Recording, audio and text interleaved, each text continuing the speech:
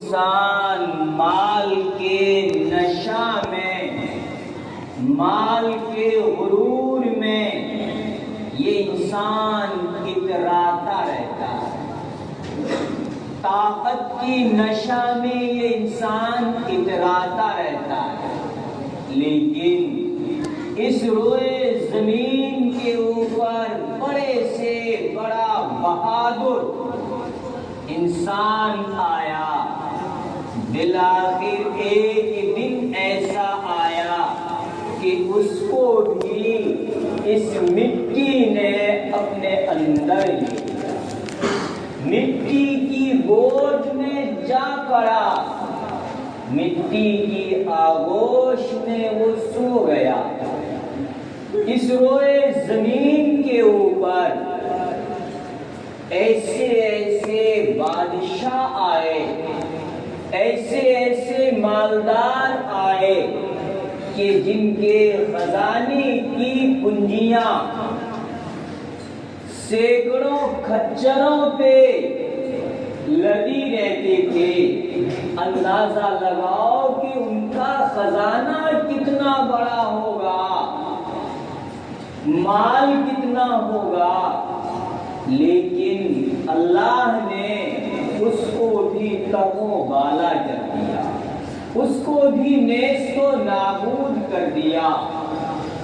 تو ہمارے پاس تو نہ مال ہے نہ طاقت ہے، تو ہم کس بات پہ اتراتے ہیں؟ ہمارے پاس ہے کیا؟ عافیت اسی میں ہے، بھلائی اسی میں ہے جو ہمیں قرآن سکھلاتا ہے، بھلائی اسی کے اندر ہے جو نبی پاک صلی اللہ علیہ وسلم نے ہمیں سکھلایا ہے کہ عاجزی انکساری کے ساتھ زندگی گزار۔ عاجزی انکساری کا مطلب یہ ہے کہ اس روئے زمین کے اوپر اکڑ کے مت چلو، اس روئے زمین کے اوپر اپنی بہادری مت جتلاؤ، بلکہ اس اللہ کے سامنے اپنے آپ کو عاجز بنا کر کے رکھو، ان کی قدرت سے ہر وقت ڈرتا رہو کہ نہ جانے کس وقت اللہ کی پکڑ آ جائے اور ہم گرفت کے اندر آ جائیں۔ اس لیے دوستو، آج جو یہاں پر جمع ہوئے ہیں، آج کا دن جو ہے اس کو عید الفطر کہتے ہیں۔ آج کا دن جو ہے یہ عید الفطر کا دن ہے۔ بعض لوگ اس کو میٹھی عید بھی بولتے ہیں۔ یہ عید الفطر ہے کیا چیز؟ یہ اسلام کے آنے سے پہلے یہود و نصارہ جو ہے میلے کی شکل میں جمع ہوا کرتے تھے۔ سال میں 2 مرتبہ ان کا میلہ لگتا تھا اور بڑی کثیر تعداد میں وہ لوگ میلوں میں شریک ہوتے تھے۔ جب نبی پاک صلی اللہ علیہ وسلم کو اللہ نے دنیا میں مبعوث فرمایا اور اسلام کو پھیلایا تو لوگوں نے کہا کہ یا رسول اللہ، یہ لوگ میلوں میں شریک ہوتے ہیں، ہمارے لوگ حسرت و افسوس سے ان کی طرف دیکھتے ہیں کہ اچھے اچھے کپڑے پہن کے خوش و خرم یہ میلوں میں جاتے ہیں، ناچ گانے تماشے دین میں یہ مشغول رہتے ہیں۔ تو اللہ کے لاڈلے حبیب صلی اللہ علیہ وسلم نے سکوت فرمایا، خاموش رہے۔ جبرائیل علیہ السلام آ گئے اور فرمایا کہ اللہ نے آپ کی امت کو بھی خوشی کا مقام دیا ہے کہ 1 مہینہ جب آپ کے لوگ آپ کی امتی کے افراد روزہ رکھ لے۔ ابھی جو آج سے پہلے جو دن تھا وہ رمضان شریف کا آخری دن تھا۔ رمضان کیا چیز ہے؟ ہم اور آپ سنتے رہتے ہیں کتابوں کے اندر کہ رمضان شریف کا مہینہ وہ مہینہ ہے کہ جس کے آنے سے پہلے اللہ تبارک و تعالی فرشتوں کو حکم فرماتے ہیں کہ فرشتوں کی جماعت تم جاؤ جنت میں دھونی لگاؤ۔ جس طریقے سے ہم اپنے گھروں کو خوشبوؤں سے دھونی دیتے ہیں، لوبان کی دھونی دیتے ہیں، عود کی دھونی دیتے ہیں، اگربتی جلاتے ہیں، کس لیے؟ تاکہ گھر کے اندر ایک خوشبو پیدا ہو جائے۔ تو اللہ تبارک و تعالیٰ کس کو حکم فرماتے ہیں؟ فرشتوں کو حکم فرماتے ہیں۔ کہاں پہ دھونی دی جا رہی ہے؟ جنت کے اندر دھونی دی جا رہی ہے۔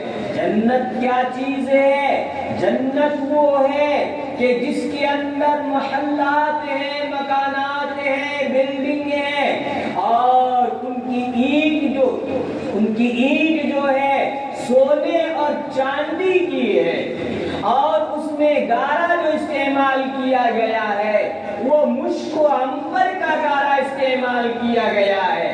اندازہ لگاؤ کہ اس مکان کی کیسی خوشبو ہوں گی اور ان کی کیا کیا اور خوبصورتی ہوں گی، کیسی چمک و دمک ہوں گی۔ یہاں پر کہ کوئی انسان جانے کے بعد کوئی بوڑھا نہیں ہوگا، کوئی بوڑھا نہیں ہوگا جنت میں۔ ہر ایک انسان مرد و عورت جوانی کے عالم میں ہوگا۔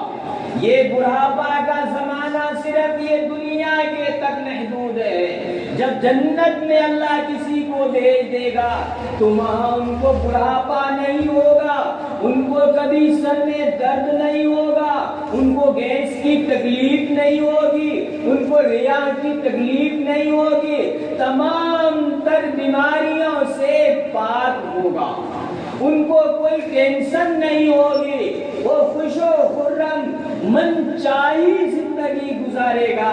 جس وقت جس چیز کو کھانے کا جی چاہے گا وہ چیز حاضر ہو جائیں گی۔ کتابوں کے اندر آتا ہے، حدیث کے اندر آتا ہے، اگر آپ کا ارادہ ہوگا کہ فلاں پرندے کا گوشت چاہیے، وہ پرندہ بھنا ہوا آپ کے سامنے آ جائے گا اور آپ اس کو تناول فرماؤ گے، کھاؤ گے۔ جس پھل فروٹ کا آپ ارادہ کرو گے وہ پھل فروٹ آپ کے سامنے آ جائے گا، وہاں من چاہی زندگی گزرے گی۔ لیکن دوستو یہ من چاہی زندگی کب گزرے گی؟ جبکہ اس دنیا کے اندر ہم اور آپ رب چاہی زندگی گزار لو۔ کیا کرو گے؟ رب چاہی زندگی گزار لو۔ یہ مہینہ جو ابھی ختم ہو گیا، یعنی آج کی جو رات گزری، مغرب کے وقت وہ مہینہ ختم ہو گیا جس کو رمضان شریف کا مہینہ کہا جاتا ہے۔ تو اس رمضان کے آنے کے لیے انتظار میں اللہ تبارک و تعالیٰ فرشتوں کو حکم فرماتے ہیں کہ پورے سال تک تم جنت کو دھونی سے آراستہ کرو، جنت کو مزین کرو۔ جب چاند کی رات ہوتی ہے، رمضان کا چاند نظر آ جاتا ہے تو جنت کے اندر سے ہلکی ہلکی سریلی آواز نکلتی ہے، جنت کی حوریں نکل کے کھڑی ہو جاتی ہے اور داروغہ جنت سے پوچھتی ہے کہ آج یہ کیسی آوازیں آ رہی ہے، کیسی سریلی آواز آ رہی ہے۔ جنت کا داروغہ کہتا ہے یہ رمضان کے انتظار میں آج رمضان شروع ہو چکا ہے، اس کی یہ ابتدا ہے۔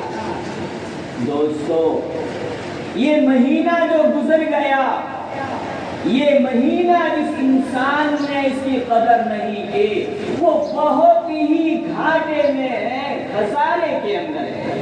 کہ نبی پاک صلی اللہ علیہ وسلم نے فرمایا کہ دن کو روزہ رکھنا، رات کو تراویح کا پڑھنا اور نفل کا پڑھنا، دوستو یہ مہینہ جو گیا ہے کیا مقام ہے اس مہینہ کا؟ نبی پاک صلی اللہ علیہ وسلم نے فرمایا کہ اس مہینے کے اندر اگر کسی نے ایک فرض ادا کیا تو گویا کہ اس کو 70 فرض ادا کرنے کے برابر ثواب دیا جائے گا، اور اگر کسی نے ایک نفل ادا کیا تو نفل کیا فرض ادا کرنے کے برابر ثواب دیا جائے گا۔ اب اندازہ لگاؤ کہ ہمارے جن بھائیوں نے 5 وقت نماز پڑھی ہے تو فجر کے اندر دیکھو 2 رکعت سنت ہے تو 2 رکعت کی سنت پڑھنے کا ثواب کیا ملے گا؟ 2 رکعت فرض پڑھنے کے برابر ثواب ملا، اور 2 رکعت فجر کی فرض نماز ادا کیا تو 2 رکعت ادا کرنے کے بدلے میں اب 70 فرض نماز فجر کی نماز ادا کرنے کے برابر ثواب ملے گا۔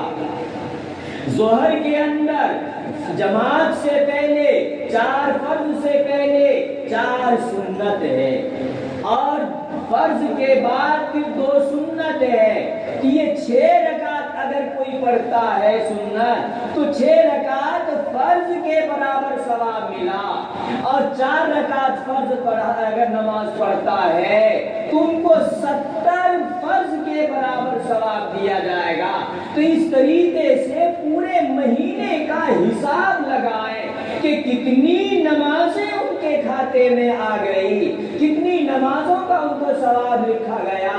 اگر ایک مہینے کے اندر 4 جمعہ آیا تو ایک جمعہ اگر کسی نے ادا کیا تو 70 جمعہ ادا کرنے کے برابر ان کو ثواب دیا جائے گا۔ تو 4 جمعہ اگر ادا کیا ہے کسی نے تو اس 4 کو 70 سے ضرب کرو، دیکھو کہاں بات پہنچی ہے۔ لیکن دوستو ہم پورے سال جس طریقے سے غفلت کے اندر زندگی گزار دیتے ہیں اسی طریقے سے ہم نے رمضان شریف کا مہینہ بھی غفلت سے گزار دیا۔ ہمارے بہت سے بھائی بہنوں نے رمضان کا روزہ نہیں رکھا، نمازیں نہیں پڑھی۔ بدلاؤ کہ نبی پاک صلی اللہ علیہ وسلم ارشاد فرماتے ہیں، بعض روایتوں کے اندر ہے کہ جبرائیل علیہ السلام نے بد دعا دی اور نبی پاک آمین فرما رہے تھے، اور بعض روایتوں میں ہے کہ نبی پاک صلی اللہ علیہ وسلم کو کہا گیا کہ بد دعا کرو۔ تو دیکھو جبرائیل امین بد دعا دے رہے ہیں اور نبی پاک سرکار دو عالم صلی اللہ علیہ وسلم آمین فرما رہے ہیں۔ کیا وہ دعا رد ہو سکتی ہے؟ وہ بد دعا رد ہو سکتی ہے؟ نہیں۔ کیا بد دعا دی؟ یہ بد دعا دی کہ جس آدمی کو رمضان کا مہینہ مل گیا اور اس آدمی نے اپنے لیے مغفرت کا سامان تیار نہ کر لیا، اس آدمی کے لیے ہلاکت و بربادی۔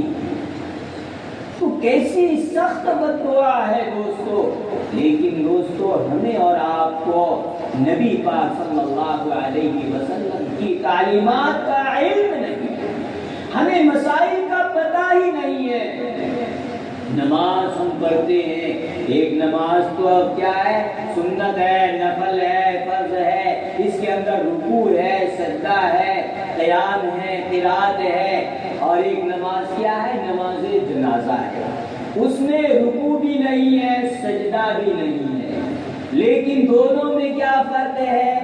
اللہ کے لاڈلے حبیب صلی اللہ علیہ وسلم نے فرمایا کہ یہ نماز رکوع سجدہ والی جو ہے اگر کوئی اگلی صف میں بیٹھتا ہے تو ان کو سب سے زیادہ ثواب، اور پھر اس کے بعد دوسرے صف میں جب جاتا ہے تو اس سے کم ثواب، اس طریقے سے بتدریج ثواب کم ہوتے ہوتے لاسٹ کی صف میں جو رہتا ہے ان کو ثواب کم ملتا ہے۔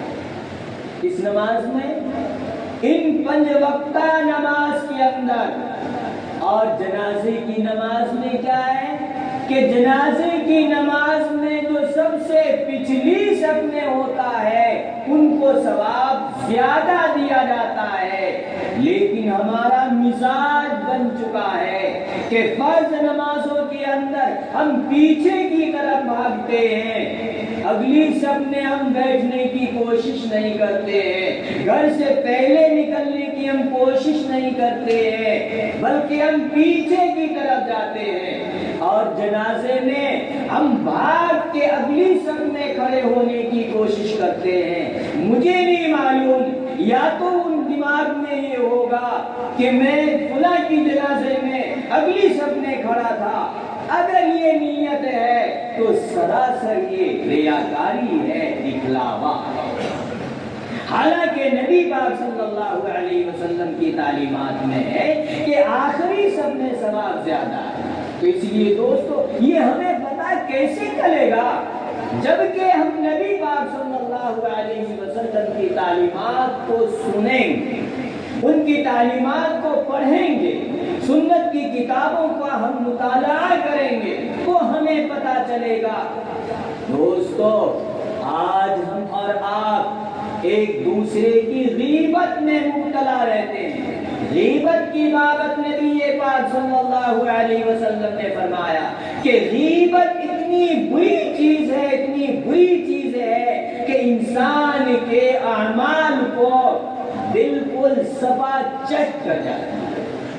اس کی مثال دی ہے حدیث کی کتابوں میں، جس طریقے سے بلیڈ اور استرا کے ذریعے سے سر کے بال کو مونڈ دیا جاتا ہے، بال بالکل ختم کر دیا جاتا ہے اور گنجا بن جاتا ہے، اس طریقے سے اگر کوئی آدمی کسی کی غیبت کرتا ہے تو ان کی نیکیاں ختم ہو جاتی ہیں۔ لیکن دوستو آج ہمیں اور آپ کو احساس تک نہیں ہوتا ہے، مذاق مذاق کے اندر، مزے مزے کے اندر فلاں نے ایسا کیا، فلاں نے ایسا کیا، بلا وجہ کے کسی کا چرچا کرنے لگ جاتے ہیں، اسی چرچا کا نام ہے غیبت۔ صحابہ نے فرمایا کہ یا رسول اللہ، اس آدمی نے چوری کی ہے اور ایسا ایسا کام کیا، ان کا تذکرہ کرنے میں کیا حرج ہے؟ کہا بھئی اس نے کیا تھا اور تم چرچا کر رہے ہو، اسی لیے تو غیبت ہے۔ اگر وہ نہیں کرتا ہے اور پھر تم کہتے ہو کہ اس نے ایسا کیا ہے، یہ تو تہمت ہے کہ اس نے نہیں کیا اور پھر تم اس کے اوپر ڈال رہے ہو، یہ تہمت ہے، غیبت سے بھی بڑھ کے گناہ ہے۔ تو نبی پاک صلی اللہ علیہ وسلم نے فرمایا کہ غیبت سے بچو، تہمت سے بچو، کسی کے اوپر بہتان ڈالنے سے بچو، اپنے بڑوں کی عزت کیا کرو۔ کیا فرمایا نبی پاک صلی اللہ علیہ وسلم نے؟ من لم یرحم صغیرنا ولم یؤکر کبیرنا، کہ جو شخص ہم میں سے چھوٹوں پر رحم نہ کرے اور بڑوں کی عزت نہ کرے، فلیس منا، وہ ہم میں سے نہیں۔ کیا فرما رہے ہیں ہمارے آقا دو جہاں؟ اپنے سے جو چھوٹے ہیں ان کے اوپر شفقت کرو، ان سے پیار کرو، ان سے محبت کرو، اور اپنے سے جو کوئی بڑا ہے تو ان کی عزت کرو، ان کے بڑاپن کا خیال رکھو۔ لیکن آج نہ بڑے کا خیال، نہ چھوٹے کا، چھوٹے کی رعایت، آدمی اپنے سے بڑے کی توہین کر دیتا ہے، جبکہ حدیث میں منع آیا ہے، نبی پاک صلی اللہ علیہ وسلم منع فرما رہے ہیں۔ تو دوستو ہم اور آپ کو اسلام کا سچا سپاہی بننا ہے، اسلام کو سیکھنا ہے، اسلام کے اوپر عمل کرنا ہے۔ کون آئے گا اسلام کے اوپر عمل کرنے کے لیے؟ دنیا کے اندر صرف ایک یہ ایمان والا جو ہے یہی تو اسلام کے اوپر عمل کرنے والا ہے. اسلام کے خلاف ہزاروں لوگ ہیں, ہزاروں تنظیمیں ہیں جو اسلام کو مٹانے کے لیے, وہ یہ چاہتے ہیں کہ اسلام مٹ جائے. آج چاروں طرف سے آواز آ رہی ہے کہ فلاں جگہ یہ اسکیم بنائی جا رہی ہے اذان کو ختم کرنے کی, نماز پہ پابندی لگانے کی. دوستو, جب ہم اور آپ نہیں سدھریں گے تو اللہ تبارک و تعالی ہمارا محتاج نہیں ہے. اللہ ہمارے اور آپ کے محتاج نہیں ہے. ایسا نہیں ہے کہ ہم نماز پڑھیں گے تو اللہ کی بادشاہت باقی رہے گی, ایسا نہیں ہے. پوری دنیا کے لوگ مل کر کے اگر نماز پڑھنے لگ جائے تو اللہ کی بادشاہت میں ذرہ برابر اضافہ نہیں ہوگا. پوری دنیا کے لوگ اگر یہ ٹھان لے کہ ہم سب کے سب اللہ کی مخالفت کریں گے, اللہ کی بادشاہت میں ذرہ برابر کمی نہیں. وہ تو چاہے گا تو ایسے دنیا کے حسن و جمال کو جس کو دیکھ کر کے ہم اتراتے ہیں, منٹوں سیکنڈوں کے اندر اس کی اینٹ سے اینٹ تاریخ بتلاتی کہ پہلے زمانے کے اندر اللہ تبارک و تعالیٰ کے بندوں کے ساتھ, رسولوں کے ساتھ, نبیوں کے ساتھ لوگوں نے بدتمیزیاں کی تو اللہ کو جلال آیا, اللہ کو غیرت آئی. اللہ نے فرشتوں کو بھیجا کہ جا فلاں بستی کو زمین سے اوپر اٹھا اور پلٹ. تاریخ میں حدیث کا مطالعہ کرو, قرآن کی تفسیر دیکھو. قرآن کی تفسیر میں یہ چیزیں ہمیں ملتی ہے کہ کس زمانے کے اندر پلٹ دیا, ان کا آج تک نام و نشان نہیں. ایسی جگہ سے جانے سے بھی منع کیا ہے, جہاں پہ جس جگہ پہ اللہ کا عذاب کھلا کھلا آیا ہو ایسی جگہ پہ رکنے سے بھی منع کیا ہے. تو دوستو, یہ سب واقعات صرف سننے کے لیے نہیں ہے بلکہ ہمیں عبرت کے لیے ہے, ہمیں سیکھنے کے لیے ہے کہ ہم اللہ سے ڈرنے والے بن جائیں, ہم اللہ سے ڈر ڈر کے زندگی گزارنے والے بن جائیں کہ ہر موقع پہ دیکھیں کہ اللہ کا حکم کیا ہے تو اس کے اوپر ہم عمل کریں. تو اس کے اوپر جب ہم عمل کریں گے تو اللہ راضی ہوگا اور اللہ کے لاڈلے حبیب صلی اللہ علیہ وسلم راضی ہوں گے.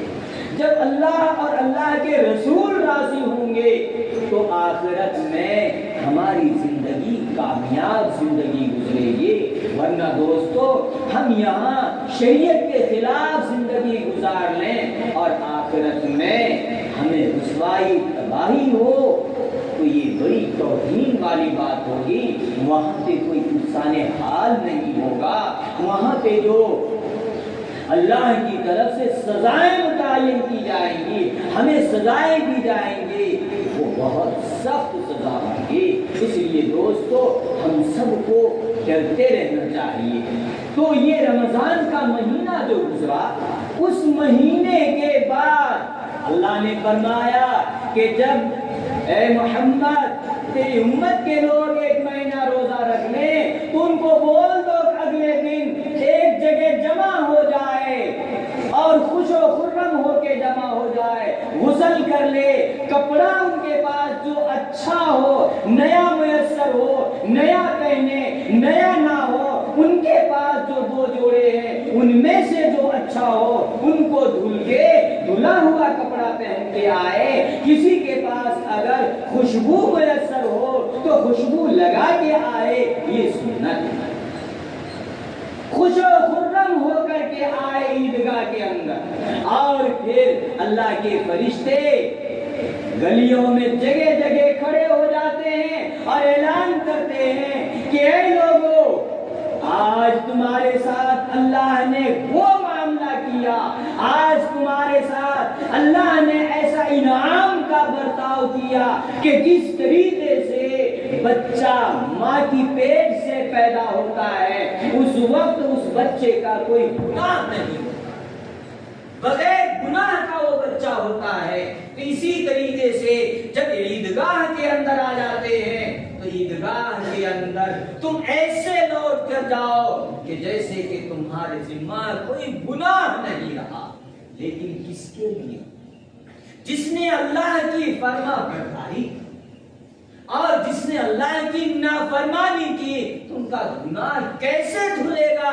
بلکہ اس مبارک مہینہ میں تو انہوں نے اللہ کو اور ناراض کیا، اللہ کو تکلیف پہنچائی۔ تو اس لیے دوستو، ہم اور آپ کو چاہیے کہ ہم اللہ کی طرف رجوع ہیں، آج ہی نہیں، پورے سال پوری زندگی ایسی بنائیں کہ جس سے اللہ اور اللہ کے لاڈلے حبیب صلی اللہ علیہ وسلم راضی اور خوش ہو جائے۔